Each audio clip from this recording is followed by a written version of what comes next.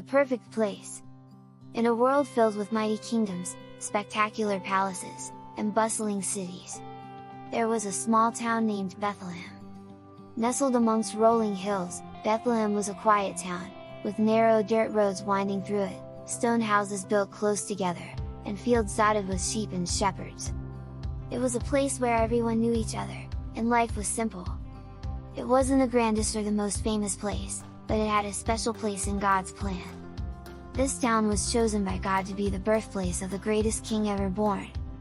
You see, prophecies from long before spoke of a special child who would be born in Bethlehem. And when the time drew near, Mary and Joseph journeyed to this town. Little did they know that they were stepping into the heart of a divine plan. Far away in the east, a group of wise men, the Magi, spotted a brilliant star in the sky. This wasn't just any star. It was a sign. A new king had been born. They packed their treasures and set out on a long journey to honor this newborn king.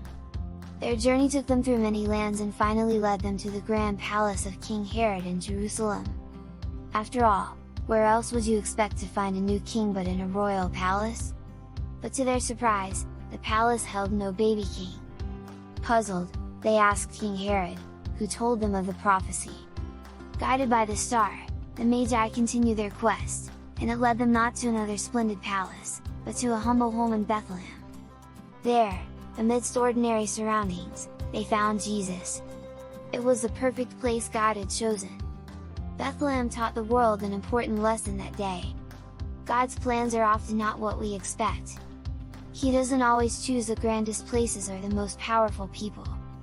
Instead, God often works through the humble and the ordinary. The King of all kings wasn't born in a lavish palace surrounded by royal guards, but in a modest town, in the warmth of a simple manger. It reminds us all that God looks beyond appearances.